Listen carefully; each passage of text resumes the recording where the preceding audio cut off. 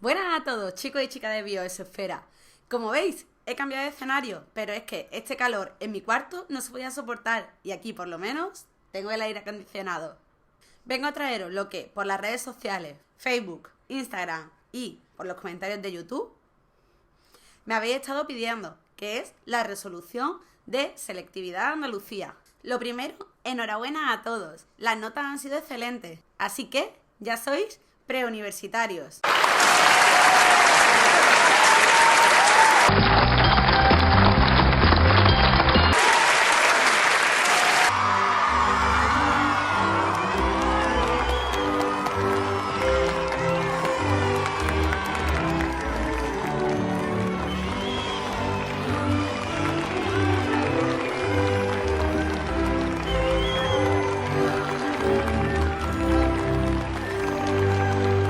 Ahora solo os queda disfrutar del verano. Mi nieve tostándose al sol y consiguiendo un magnífico bronceado. Pero sé que muchos de vosotros os habéis quedado con la duda de algún que otro ejercicio. Por eso vengo en mitad del verano. Mira, es una pesada. A resolveros vuestras dudas. Que sí, que ya lo sé, que podría estar en la playa. Ay, bueno, dejadme que suba el último vídeo. Pues lo dicho, vamos a ello. Voy a resolver la opción tanto A como la opción B. Aunque las preguntas de desarrollo las pasaremos por encima, diciendo lo que teníais que haber puesto para que la pregunta estuviese correcta. En la que nos centraremos más será en las preguntas de pensar y en el dibujo. Tras terminar el examen, una alumna, desde aquí muchas gracias Vicky por mandármelo, me mandó los dos exámenes, la opción A y la opción B. Después de verla, las primeras impresiones que tuve fueron las siguientes. En la opción A, las preguntas de desarrollo son mucho más asequibles, ya que se componen de definiciones y de algún que otro proceso que no era nada de difícil de definir. Pero por otro lado, las preguntas 4 y 5, las cuales eran de pensar y darle al coco, quizás sí que eran más complicadas que las de opción B. Y por esta razón, algunos os habéis decantado por la opción B. La opción B, por su parte, tiene unas preguntas de desarrollo un poco más rebuscadas, pero nada difíciles tampoco si teníais muy claro la teoría. Además, la pregunta 4 y 5 y el dibujo son más simples y más fáciles de ver. Sin más, vamos a pasar a resolverla. Pues vamos a comenzar con la opción A. Como ya os he dicho, las preguntas que sean teóricas las voy a pasar muy por encima, pero sí que vais a tener la respuesta para que podáis comprobarla. Así, de esta manera, no nos durará el vídeo 50 minutos. La primera pregunta decía que definierais la digestión celular y que describierais el proceso que va desde la digestión de una bacteria por medio de un macrófago hasta su digestión. En cuanto a la digestión celular, para que os lo den por válido, tenéis que decir que es un proceso de transformación de sustancias y que además los alimentos son degradados mediante enzimas digestivas, que daría una definición algo similar a lo que yo he escrito aquí. En cuanto al proceso de ingestión de una bacteria, yo os lo he puesto con un dibujo, pero vosotros esto lo tendréis que acompañar por texto. O sea, lo que yo diga oral, vosotros lo tendréis que poner por escrito. Una bacteria, el macrófago la engloba por la membrana plasmática, formando el fagosoma. Cuando el fagosoma se une al lisosoma, forma el fagolisosoma, que en el interior del fagolisosoma se procederá a la degradación de este mediante las enzimas digestivas que tiene en su interior el lisosoma. Esta pregunta es bastante simple y aportaba 2 puntos completos. La siguiente es puramente de definiciones, sobre todo de definiciones que pueden llegar a confundirse entre ellas. Por eso la pregunta por parejas. Entre gen y alelo. Gen es un fragmento de ADN, mientras que alelo es cada una de las alternativas que puede presentar un gen. Ahí os dejo la respuesta. Homocigoto. Aquel individuo el cual sus 2 alelos son iguales, mediante que heterocigotos tiene 2 alelos diferentes. Incluso si lo acompañáis con un dibujito, quedaríais como reyes. Herencia dominante frente a herencia intermedia. Pues la dominante es aquella que en presencia de los 2 alelos, el fenotipo siempre será el del alelo dominante, pues como en el caso de estos pajaritos.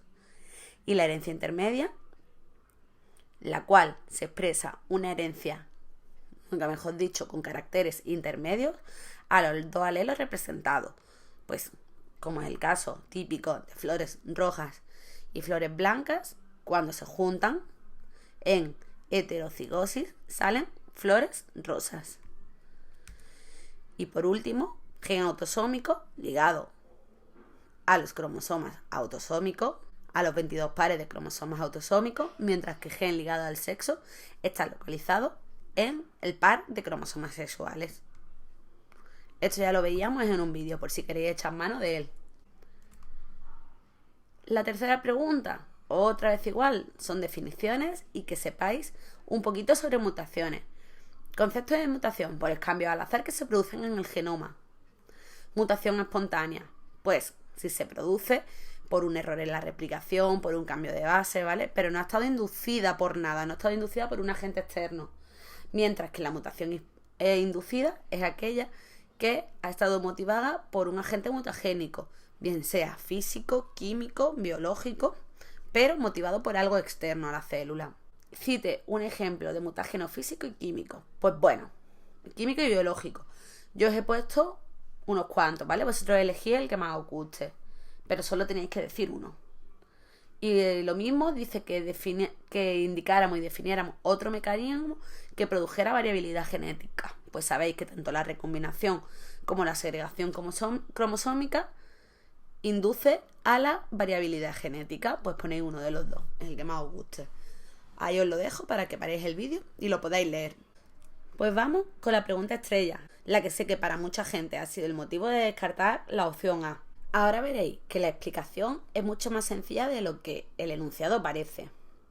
La 2-deoxiglucosa es un análogo de la glucosa, es decir, es una molécula que se cree glucosa, pero no lo es, porque tiene el radical 2-hidroxilo sustituido por un hidrógeno. Pero bueno, eso no os interesa, lo que tenéis que saber es que es un derivado de la glucosa, la cual no puede hacer frente a la glucólisis.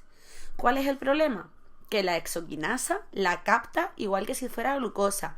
Y el problema es que cuando entra a la célula es incapaz de hacer la glucólisis y por tanto es incapaz de obtener piruvato necesaria sobre todo para formar acetil-CoA, entrar al ciclo de Krebs y posteriormente hacer la fosforilación oxidativa. De esta manera obtener la energía necesaria para que la célula haga sus procesos vitales. Es decir, si no se hace la glucólisis, todo el proceso de después estaría anulado. Y claro, lo que os digo, la 2-deoxiglucosa es captada por la exoquinasa, de igual forma que la glucosa la capta la célula. Pero claro, esta, como ya os he dicho, se cree glucosa, pero no lo es. Entonces es incapaz de obtener piruvatos. Si es incapaz de obtener piruvatos, será incapaz de aportar la energía necesaria para que la célula haga sus funciones vitales y por tanto morirá, que es lo que nos decía en el enunciado, que las células mueren al ser tratadas con este compuesto. Pero dice que esas mismas células con este mismo compuesto son capaces de proliferar, es decir, de vivir en un medio que además de la 2-deoxiglucosa contiene ácidos grasos. ¿Por qué es capaz de vivir en este medio si tampoco hay glucosa? Pues muy simple. No hay glucosa, pero sí que hay ácidos grasos. Los ácidos grasos, mediante la beta-oxidación, también creaban acetil-CoA. Y este acetil-CoA podía entrar al ciclo de Krebs, transformarse en las moléculas necesarias para la cadena de transporte electrónico y de esta forma crear energía en forma de ATP. Como veis, todo este enunciado que parecía tan entrevesado, directamente se contesta sabiendo que los ácidos grasos por beta-oxidación crean acetil-CoA, haciendo las veces del piruvato que no se ha podido crear mediante glucólisis. La siguiente pregunta dice así: si se hace un orificio en la membrana externa e interna de la mitocondria, ¿podría seguir realizándose la fosforilación oxidativa? Recordamos que la fosforilación oxidativa se realiza en la membrana interna de la mitocondria. Recordamos que la generación de ATP mediante la fosforilación oxidativa necesitaba un gradiente de protones. Al agujerear la membrana, este gradiente electroquímico se dispararía, puesto que los protones que están contenidos en el espacio intermembranar, esos protones, se escaparían hacia afuera de la mitocondria. Por tanto, no habría el gradiente de protones necesario para que funcionara la ATPasa, ni para que se diera la cadena de transporte electrónico, paralizándose así la fosforilación oxidativa. Ya vamos a la serie de preguntas relacionadas con los dibujos. En esta opción A había 2 dibujos que a simple vista nos hacen pensar que son proteínas. Y nos dice que, en relación a la figura A, que representa la relación entre 2 biomoléculas, ¿cómo se denominan las biomoléculas señaladas con los números 1 y 2? Pues son aminoácidos. Recordamos que los aminoácidos se caracterizaban por tener un grupo amino, un grupo carboxilo y un radical R. ¿Cuántos monomerios distintos de este tipo existen en los seres vivos? Pues existen 20 aminoácidos diferentes, aunque actualmente se han descubierto otros 2, pero bueno, lo que realmente se estudia en los libros es que son 20 aminoácidos diferentes. ¿En qué se diferencian? Estos 20 aminoácidos se diferencian en la cadena lateral o el radical R, que es diferente para cada uno de ellos. ¿Qué nombre recibe la biomolécula señalada con el número 3? Es una proteína compuesta por 2 aminoácidos, pero ya es una proteína, porque ya ha ocurrido el enlace peptídico y se han unido 2 proteínas y se han unido 2 aminoácidos. Indique que representan los números 1, 2, 3 y 4. Son los diferentes tipos de estructuras de las proteínas: estructura primaria, secundaria, terciaria y cuaternaria. Ahí las tenemos. Las 7, como sabéis, también va en relación a los mismos dibujos. Nos dice, ¿cómo se denomina el enlace señalado en la figura A? Pues ya lo sabemos, enlace peptídico. Es el enlace que une a los aminoácidos entre ellos para formar las proteínas. Cite 2 características de dicho enlace. Pues ahí os he puesto una serie de características, como nos dice que citemos 2, pues vosotros cogéis la que más os guste. Identifique 2 tipos de enlaces que mantengan la estructura número 3 de la figura B. ¿Vale? La estructura número 3 es la estructura terciaria de la proteína y esta se mantiene mediante puentes de hidrógeno, alteraciones electroestáticas, alteraciones hidrofóbicas y puentes disulfuro. Igual, nos dice que citemos 2, pues vosotros cogéis la que más os guste. Si hubiese un gran cambio de pH o temperatura, ¿qué consecuencias provocaría en la figura B4, la estructura cuaternaria de la proteína? Pues tanto en la estructura B4 como en la B3 como en la B2, un cambio grande de temperatura o de pH provocaría la desnaturalización. Y con esta pregunta acabamos la opción A. Vamos a dar un repaso a la opción B. Para mí, ya lo he dicho antes, esta opción es más asequible. Tiene una pregunta que quizá tenga un poco más de contenido, pero la opción como tal me resulta bastante más asequible. Vamos a verla. La primera pregunta nos dice, describe la fórmula general de los nucleótidos, indicando cómo se unen sus componentes. Pues un nucleótido está compuesto por un grupo fosfato, un azúcar y una base nitrogenada. Sus componentes se unen de la siguiente manera. La base nitrogenada se une por el nitrógeno 9 al carbono 1 del azúcar mediante un enlace N-glucosídico. En este enlace N-glucosídico se libera una molécula de agua. Por otro lado, el grupo fosfato se une al carbono 5 del azúcar mediante un enlace de tipo éster. Cite las diferencias básicas entre la composición química de los nucleótidos de ADN y los nucleótidos de ARN. Pues la diferencia que hay, primero con respecto al azúcar, es que en el ADN es una desoxirribosa y en el ARN una ribosa. Y con respecto a las bases nitrogenadas, es que donde en el ADN hay timina, en el ARN hay uracilo. Pero el resto de bases, adenina, citosina y guanina, son iguales. La única que cambia es la timina por el uracilo. Esta pregunta es de lo más básico que os podían poner de ácidos nucleicos y ADN. La pregunta 2. Indique la localización intracelular de la glucólisis. Pues recordamos que la glucólisis se daba en el citoplasma. ¿De qué moléculas parte y en qué moléculas se obtiene al final? Pues la glucólisis parte, evidentemente, de glucosa y además necesita NAD, ADP y fósforo inorgánico. Y de la glucólisis se obtiene piruvato, NADH, hidrógeno y ATP. ¿Qué otras rutas metabólicas puede seguir el producto final de la glucólisis? Pues la glucólisis, el producto final, que como hemos dicho es el piruvato, podría seguir 3 rutas. 2 en anaerobiosis y una en presencia de oxígeno. En anaerobiosis sin oxígeno podría seguir la fermentación alcohólica, donde el piruvato se convierte en acetoaldehído y de acetoaldehído a etanol, por tanto su producto final sería el etanol y un NADH y un CO2. O por otro lado podría seguir la fermentación láctica, cuyo producto final es el lactato y un NADH. Sin embargo, en presencia de oxígeno, el piruvato se transforma en acetil-CoA para entrar al ciclo de Krebs.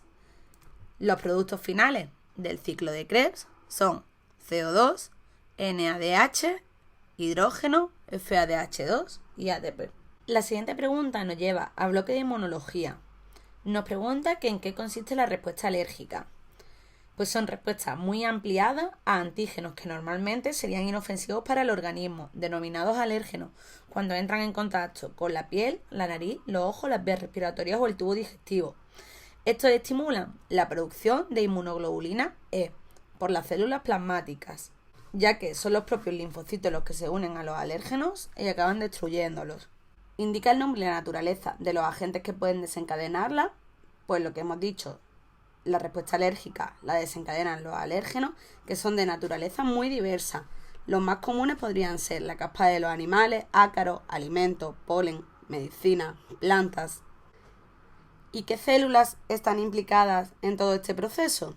Pues están implicados los linfocitos T, los linfocitos B, los mastocitos y los macrófagos. Este proceso empieza cuando los macrófagos captan y degradan el alérgeno. Estos fragmentos del alérgeno liberados por los macrófagos se muestran a los linfocitos T. Estos son capaces de segregar interleucinas, unas moléculas señalizadoras, que hacen que los linfocitos B maduren y se transforman en células plasmáticas que secretan inmunoglobulinas. Estos anticuerpos se unen a sus receptores en los mastocitos, segregando de esta manera histamina. También se unen a los basófilos circulantes por los vasos sanguíneos. En posteriores contactos entre el alérgeno y el organismo, las moléculas de anérgeno se unirán directamente a la inmunoglobulina E de los mastocitos, con lo que se desencadenarán una serie de reacciones que llevarán a la secreción por parte de los mastocitos de histamina y de otras sustancias responsables de los síntomas alérgicos. Tras esto, vamos a las preguntas de razonamiento. Esta primera es muy simple. ¿Tendría una célula animal el mismo comportamiento que una célula vegetal en una solución hipotónica? Pues cuando se da una solución isotónica, es decir, con el mismo contenido de sales en el exterior que en el interior, siempre hay un balance hídrico, es decir, la cantidad de agua fuera y dentro será la misma. Pero claro, el problema viene cuando la solución es hipotónica, es decir, la cantidad de sales en el interior de la célula es mayor que en el exterior. Para equilibrar la cantidad de sales tendrá que entrar agua al interior de la célula. ¿Cuál sería la diferencia que ocurriría entre una célula animal, como por ejemplo el glóbulo rojo, y la célula vegetal? Pues que la célula animal acabará estallando, ya que no tiene una pared celular como la célula vegetal para que evite que explote, ya que esta célula se hinchará desmesuradamente hasta llegar a explotar. ¿Y en una solución hipertónica? Pues en una solución hipertónica que el contenido de sales en el exterior es mucho mayor, tendrá que salir agua del interior celular.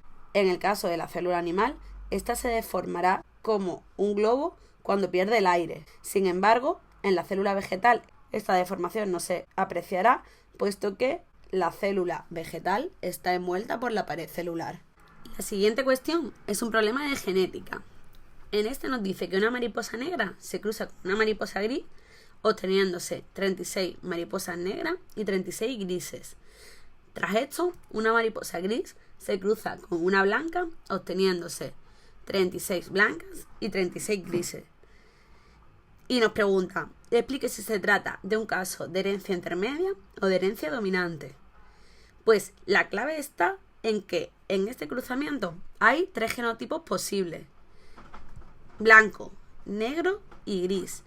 Y que además, cuando se cruza tanto el negro como el blanco con una mariposa gris, en la descendencia sale un 50% de mariposas grises. Si cruzáramos una mariposa blanca con una mariposa negra, se obtendría el 100% de mariposas grises. Esto ocurre porque es una herencia intermedia, en la cual las mariposas de fenotipo blancas se cruzan con mariposas de fenotipo negro, obteniéndose la herencia intermedia entre ambas. Con estas mismas letras, si hacemos los cruzamientos en las mariposas problemas, nos sale perfecto lo que hemos razonado de herencia intermedia. Nos dice, realice los 2 cruzamientos anteriores señalados, indicando cuáles son los genotipos de las mariposas que se cruzan y la descendencia obtenida. Pero nos dice que utilicemos los signos N para el alelo del color negro y N minúscula para el alelo del color blanco. Si nosotros al leer el problema leemos esto de N mayúscula para el negro y N minúscula para el color blanco, quizá nos puedan despistar, ya que sabemos que la herencia intermedia nunca se representa con mayúscula y minúscula. Pero claro, si nos lo hubiera dicho el problema, que hubiéramos puesto N para el negro y B para el blanco, ahí nos estaría dando una pista de que es una herencia intermedia. Entonces, pues para despistarnos un poco, nos dice que lo representemos tal que así, donde el dominante es para el color negro, el homocigoto recesivo para el color blanco y el heterocigoto para el color gris. Realmente es lo mismo, pero sabéis que cuando se habla de herencia intermedia nunca se suelen utilizar las mayúsculas y las minúsculas. Pero bueno, simplemente era un poco de truco para despistaros y que pudierais pensar que este problema tiene otro tipo de herencia, que no es la herencia intermedia. Pero bueno, es muy simple. Y vamos con el dibujo. En relación a la figura adjunta, indique los orgánulos A y B. Pues el A es el retículo endoplasmático rugoso y el B el aparato de Golgi. Indique los elementos señalados con los números 1 y 2. Pues el 1 son vesículas de transición entre el retículo endoplasmático y el Golgi, y el 2 vesículas de secreción del aparato de Golgi. ¿Qué proceso se está dando? Pues es una exocitosis. Cite 2 funciones del orgánulo A. Pues por ejemplo, la síntesis, almacenamiento y el transporte de proteínas, o la glucosilación de las proteínas. Y por último, la 7, con respecto a la misma figura, describa la estructura del orgánulo B, es decir, del aparato de Golgi, y cite 2 de sus funciones.